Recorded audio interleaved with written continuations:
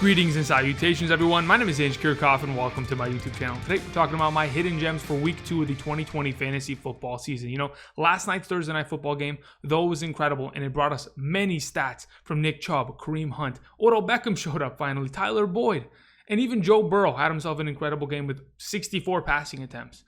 But the unfortunate nature of having such a high-powered, energy-filled Thursday night football game results in a snap that encompasses so much energy across the universe and the multiverse that there are going to be many players missing from our lineups this upcoming week. Players like George Kittle, Kenny Golladay for the second week in a row, Jamison Crowder, A.J. Brown. These are players that, because of the energy of the snap, are going to be missing this upcoming week, which leaves holes in our fantasy football lineup. So in order to complete our lineups, we need to bring together all of the hidden gems in order to complete the fantasy gauntlet. And with the fantasy gauntlet, we can complete our lineups and win in Week 2. So on today's episode, I'm going to be talking about 6 different hidden gems who are players that I believe that you can fit into your lineup this upcoming week, or potentially grab, throw them on your bench, see how they perform, and again, stick with them and kind of give them a chance for the next coming weeks based on matchups and or potential opportunity because of their situations that they're currently in.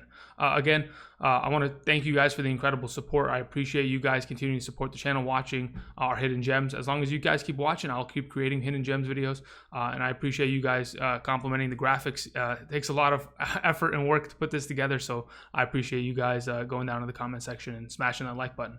So without further ado, let's go ahead and travel to Xandar to collect the Power Stone in the form of Latavius Murray. Now, for many of us, Latavius Murray is an insurance policy. He's a player that we don't really want to use. We just have him on our bench in order to kind of make sure that if in fact you own Alvin Kamara, or an Alvin Kamara injury is to occur, a trade, contract dispute, which was pretty much happening earlier this offseason, the question would be, can I plug in Latavius Murray if in fact Alvin Kamara is out and get some production? And the answer would be yes, and that's why many of you have drafted Latavius Murray. And on top of it, he still touches the ball about 10 times a game, so he still has opportunity. But where does that opportunity typically lead? It leads him to sitting on the bench on a weekly basis because he's not going to be scoring as many touchdowns and or having as much opportunity as Kamara. But with this being said, there is an argument for Latavius Murray this week to be a starter at the flex position. Now, let me tell you why. Besides the fact that he had some incredible opportunity last week, he had 15 total touches on the ground and 1 target. That's 16 opportunity plays. Now, Latavius Murray only played 23 total plays last week. So 70% of the time, the ball was going in his direction. Having played 34% of the snaps last week in comparison to Alvin Kamara, 66% of the snaps, sure, there's a clear advantage in the direction of Alvin Kamara. But this upcoming week, with Michael Thomas out, Alvin Kamara is going to be asked to do a lot in the passing game. He's going to have to line up out wide, whether it's at slot, outside, doesn't matter. Maybe they use 2 back sets in which they give Alvin Kamara an opportunity to run some routes and Latavius Murray to run some routes. Because again, you want to have the best players on the field, and I think Latavius Murray this upcoming week against the Oakland Raiders has a very good opportunity to be on the field. Again, if he's going to run the ball 15 times against Tampa Bay, I could easily see him doing the same thing this upcoming week against the Oakland Raiders. And again, the Oakland Raiders last season in 2019 were giving up the 12th most points to opposing running backs on a weekly basis in a half PPR scoring format. They were giving up about 23 points per game to opposing running backs. I think Alvin Kamara could probably do that by himself. And on top of it, Latavius Murray could be an easy flex play with the upside of a potential touchdown. Again, last week, the Las Vegas Raiders, they played against Christian McCaffrey and the Panthers. Christian McCaffrey was running for 4.2 yards per carry. And I think if in fact that defense is not going to fill the box and be stout up front against this Saints offensive line, I think Latavius Murray has a great opportunity to not only be a fantasy prospect that you can throw into your lineup this week, but could potentially be an upside player that honestly could steal a touchdown here or there and get some extra work in the passing game with said opportunity. So I think as a power stone this week, a power back per se, I think Latavius Murray is a pretty good hidden gem for this upcoming week, and potentially maybe the only opportunity for you to ever use him this coming year, unless, of course, an injury is to occur, which hopefully does not to Alvin Kamara. Anyway, so now that we've established our Power Stone, we'll go ahead and we'll move on to our Space Stone. As we move on to the Space Stone, I thought to myself, what exactly identifies with the Space Stone? Perhaps it's a kicker that could literally kick the ball into the upper atmosphere, out of space. And I thought about which kicker is capable of doing that. Well, why not Joey Slye, a kicker that has made the most 50-yard field goals last season in 2019 and started off 2020 with 3 of 3 field goals, 2 from 40 yards and 1 from shorter. But again, Joey Slye has a boot. And a lot of people are wondering, Andrew, why can't I ever have that kicker that puts up 12 points a week, 10 points a week, and is able to just get me the solid production I need instead of the 4-point week like a Dan Bailey might give you? Unfortunately, I think it's because a lot of you are avoiding these big boom kickers. Because again, though Joey Slye could eventually miss a 50-yarder here and there, he's more on than he is off. I mean, last season against the Tampa Bay Buccaneers, who they play against this upcoming week, Joey Slye put up a 16 and a 15-point week. This upcoming week in Tampa Bay, of course, the Tampa Bay defense is great. They've always shut down Christian McCaffrey in the running game, but it's going to force Teddy Bridgewater to have to pass the ball. And if and when they're passing the ball, there's going to be a lot of potential 3-and-outs or punting situations or field goals in which you can kick 50-yard bombs with Joey Slye. That's what I'm expecting to happen. Again, last season, in the 2 contests that they played against the Tampa Bay Buccaneers, in one of the games, Joey Slye kicked 4 field goals. In the other game, he kicked 5 field goals. 9 total field goals in the 2 games against Tampa Bay Buccaneers because, again, that defense is going to be playing well. And if, in fact, that's the case, Joey Slye is going to be, lining up from 50-plus yards, launching some balls into the upper atmosphere as my space stone this upcoming week. I think Joey Slye, if you are in need of a kicker, is a guy that I'm starting in pretty much every league I could potentially get him into because, again, he is a monster kicker. He proved it last week. Again, went 3 for 3 on field goals. Missed an extra point, but again, that happens to everybody. Either way, I trust Joey Slye. And to be honest, I don't know if you guys have seen Joey Slye. Perhaps this picture doesn't do it justice. He's probably the most jacked kicker I've ever seen in my entire life. He honestly looks like his traps go to his ears, and he should be playing linebacker. I know this picture doesn't do justice, but go look up Joey Slye. And hopefully it'll give you a little bit of context of what's going on. But regardless, Joey Slye is our space stone. And we go ahead and we move on to our reality stone. Now, what is the reality of the situation with Allen Lazard and the Green Bay Packers this upcoming week? When I think about what exactly they are going up against, the Detroit Lions secondary is an absolute wasteland. Desmond Trufant, their starting cornerback, is out this week. Already established that. They already sent another cornerback to the IR. Jeff Okta, their 3rd overall pick from this year's 2020 NFL Draft, is going to be playing. But he will probably have to have the majority of the responsibility of guarding a Devontae Adams, which is nothing easy at all. So where does that leave Allen Lazard? Where does that leave Marquez Valdes-Scantling? I thought to myself, between the two of them, between those 2 Packers receivers, who has the most potential of producing in back-to-back weeks here? Last week, Allen Lazard had 1 rushing attempt for 19 rushing yards, had 4 targets, 4 receptions, 63 receiving yards, and a receiving touchdown. An overall great week with 16 fantasy points in a half PPR scoring format. But where exactly does this reality kind of take us into? Because again, reality can be shaped in different forms and in different ways to kind of see different outcomes. But to be honest, when I think of Allen Lazard, I think, okay, let's see how many snaps he played last week. He played 87% of the snaps in comparison to Marquez Valdes-Scantling playing 54% of the snaps. That in itself kind of gives me more confidence in playing him because if he's going to be on the field more often, if he's going to have more opportunity for potential targets, then in my opinion, Allen Lazard may be the way to go. Because again, if the corners of the Lions are going to be completely depleted as they are, of course, Devontae Adams is probably going to pull double coverage at times, but then you're going to have to look elsewhere. And where does that kind of lead you to? Allen Lazard, who's playing majority of the snaps, who could probably be a guy that you could easily slide in there as a wide receiver 3 or flex this upcoming week and find a lot of value in. Because again, the Green Bay Packers, what they did to the Minnesota Vikings is nothing shy of what they could potentially do to the Detroit Lions this week. So I see a lot of potential in Allen Lazard in this Packers attacking offense, especially against these weak cornerbacks who will be in some trouble this upcoming week. So Allen Lazard is our reality stone because the reality of the situation is Lazard plays against the Lions this week, then he plays against the Saints next week, and then the Falcons the following week. Those are 3 secondaries I'd love to play my wide receivers against. So go ahead, grab him. You don't have to play him this week, but the potential is that he in this next coming weeks could be a great value player going forward. So now that we've established Allen Lazard there as a reality stone, the ether has been collected from the collector. We go ahead and we move on to our next hidden gem.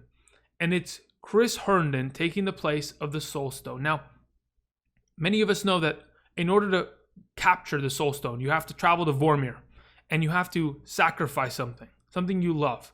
And boy, do I love Jamison Crowder. I mean, I love Jamison Crowder. A lot of you know that. Every single offseason, I will talk about Jamison Crowder. I will tout his name. I will say everything that you need to hear because he is a great receiver. and has been given a lot of opportunities in the Jets organization. And even last week, 13 targets, had a great week. Unfortunately, he's going to miss this week's game because I had to sacrifice Jamison Crowder in order to allow Chris Herndon to be our soul stone of this upcoming week. When I think about the Jets offense, I think of Adam Gase, who is an absolute clown. I think that Jamison Crowder's out, Le'Veon Bell is out, and Sam Darnold is going to be facing pressure from the San Francisco 49ers. So where does that leave us here? Bashard Perriman? Frank Gore?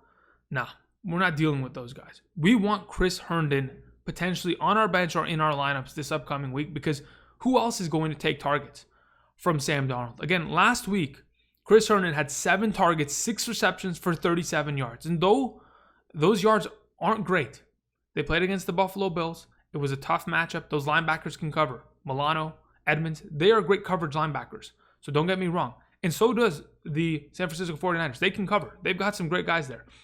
So when I think about this, I think, okay, in a PPR format, if Chris Herndon's able to catch the ball 6, 7, 8 times this upcoming week, he can by himself grant so much value at the tight end position that you might not be able to get from other guys that are in need of a touchdown every single week to be relevant. So when I think of Chris Herndon, the opportunity that's going to be granted to him with Jamison Crowder's 13 targets gone, Le'Veon Bell, who, yes, left the game last week early because of that hamstring, already had 2 targets prior to that, could potentially have had 6, 7 targets last week in himself. There are so many potential targets on the board. The fact that Chris Herndon played 71% of the snaps last week and is probably going to be in a negative game script for the entirety of this contest leads me to believe that Chris Herndon could be a great hidden gem. And that's why I sacrificed Jamison Crowder in order to boost Chris Herndon this week as our soul stone. Now that we've covered Chris Herndon, we can go ahead and travel away from Vormir and collect the time stone in the form of Corey Davis. Now, like I mentioned before, A.J. Brown, unfortunately, will be missing week 2.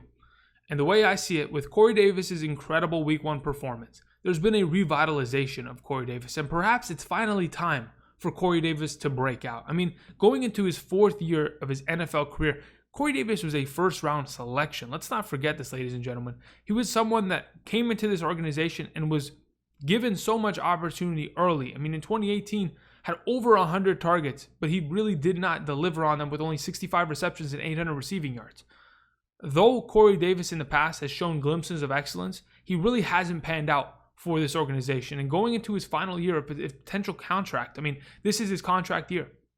They could potentially give him a 5th-year option, but I don't think that's going to even happen. So this upcoming season with Corey Davis in line for so much more opportunity with A.J. Brown gone, there is a potential that it's finally time for Corey Davis to break out. Last week, had a total of 8 targets for 7 receptions and 101 receiving yards. Again, I've talked about it with many of you, especially for those of you who are on Patreon. If you haven't checked that out, down in the description, find more content and more information regarding that.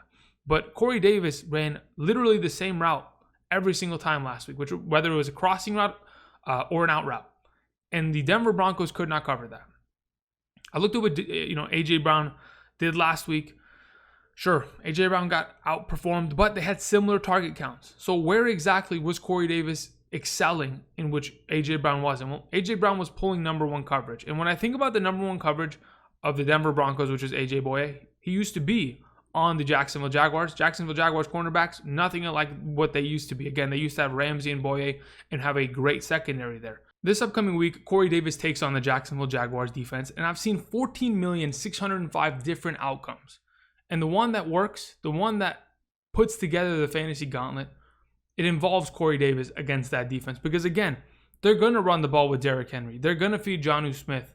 But the last outlier, the player that they need to finish the trifecta is Corey Davis in the passing game, who could potentially see double-digit targets this upcoming week with A.J. Brown gone. Again, Corey Davis has been dealing with a little bit of an injury this week, a little bit questionable, but he's a full go this upcoming weekend. And I think against Jacksonville, he has an incredible opportunity to break out once again for the 2nd week in a row and prove to everybody why he should be rostered going forward. His upcoming schedule does not look pretty, but if he's going to be the number 1 receiver of this offense, he's going to pull targets. Again, we saw Minnesota not really perform well against number 1 wide receivers. Again, we just saw Devontae Adams, Allen Lazard, MVS dumpster them. We've also seen the Pittsburgh Steelers have some work, dropped on them with Darius Slayton. So again, Corey Davis, though those are tougher defenses, has a very good opportunity going forward as the time stone. And time is on his side, and it's time for him to break out. So we go ahead and we move on. We add ourselves Corey Davis there. Oop, he's above me, but it's all good. We move on to our Mind Stone. And cursed with knowledge, I figured out that, there has to be some Dolphins that are going to be productive. There has to be a Dolphin. I mean, usually we rely upon, Devontae Parker. And last year there was a couple weeks in which Patrick Laird was a valuable option. Maybe even Ryan Fitzpatrick. But last week, nothing was popping off for the Dolphins except for one player in specific. Myles Gaskin. Now, Myles Gaskin is a player that a lot of you may not be familiar with, but I guarantee you he is available in your leagues. And looking at his upcoming schedule, sure, playing against the Bills, playing against the Jaguars and the Seahawks, you're thinking, okay, what is Myles Gaskin going to do when they have Jordan Howard, they have Matt Breida, they have Patrick Laird still, Andrew? Well, Myles Gaskin played the most snaps amongst all running backs last week. In fact, played 63% of the offensive snaps, which was 39 of the total plays, in comparison to Matt Breida only playing 14 of the total plays and Jordan Howard only playing 9 of the total plays. You may be thinking, well, Andrew, wasn't that because of a negative game script? Even that being the case, Myles Gaskin had a total of 9 rushing attempts for 40 yards, 4 targets, 4 receptions for 26 receiving yards. So when I think about it, even with a negative game script, he ran the ball more than any of the other guys and had the most success because, again, when you're in a negative game script and your quarterback is Ryan Fitzpatrick, you're probably going to be passing the ball a lot. That being said, Myles Gaskin, as of right now, has proven to be the only valuable prospect out of that backfield and the only running back from the Miami Dolphins that I want to own. And this upcoming week against the Buffalo Bills, it's probably going to be a negative game script. And that's perfectly fine because that leans in the direction of Myles Gaskin. Now, we've seen Myles Gaskin produce in the past. If we go back to week 16 of the 2019 season, he had a game against the Cincinnati Bengals in which he had 16 total carries for 55 yards, a rushing touchdown, 3 targets, 1 reception, and that's a pretty good game overall for Myles Gaskin. Now, this past offseason, Myles Gaskin has probably proven in training camp that he's probably better than the running backs that they've traded for, Matt Breida, and were signed in Jordan Howard. So what exactly is the coaching staff thinking? They're thinking, well, let's play our best running back and a guy that is going to be able to be a 3-down back, which Myles Gaskin easily is. Now, when I go back and I think about what makes him most valuable, it's his work in the passing game. Because again, it's not going to be him running the ball in the second half. It's going to be how many times can he get targets and receptions that lead to success in a PPR format. So I went back to 2019 and I checked out some stats. And I kind of wanted to figure out how much does Ryan Fitzpatrick want to use his running backs in the passing game. And in the last 6 games of the 2019 season, this is how many times he targeted his running backs. 5, 4, 8, 7, 7, and 12 times in 6 different individual games, which is 43 total targets in 6 games. That in itself, that kind of opportunity overall for running backs for an offense that is obviously going to be in a negative game script. Devontae Parker still dealing with an injury. Preston Williams is still on that bubble question mark. If Mike Gesicki is going to be disappearing here and there, we have ourselves an opportunity in where we could find Myles Gaskin being an actual valuable prospect in a PPR format because, again, if he's going to run the ball as much as he did last week, get this work in the passing game, and be able to deliver on it, he's going to be on the field and potentially score an upside touchdown against the Bills this upcoming week. Because again, we've seen Ryan Fitzpatrick, despite everything, somehow play well against the Bills week after week over the last couple of years. So it's very interesting. But again, cursed with knowledge, I feel like Myles Gaskin is a player that you might want to grab, put on roster, because he could be the starting running back of this Miami Dolphins team going forward. And that in itself, very valuable. So that pretty much closes out our hidden gems for this week. We'll go ahead and review it all as of right now. And now that we've recovered all of the hidden gems for week 2 of the 2020 fantasy football season, we'll review it one last time. Latavius Murray as the Power Stone, Joey Slye as the Space Stone, Alan Lazard as the Reality Stone, Chris Herndon as the Soul Stone, Corey Davis as the Time Stone, and Myles Gaskin as the Mind Stone. We've collected it all. And now we could potentially win some fantasy games in week 2 with all of the injuries that have occurred and that are going to continue to occur. Again, I appreciate you guys' incredible support. Please make sure you subscribe to the channel. We'll be making fantasy football content for the entirety of the 2020 season. Again, if you have not yet already, smash that like button if you like the Hidden Gems content on a weekly basis. And until next time, guys, I'll see you guys. Peace.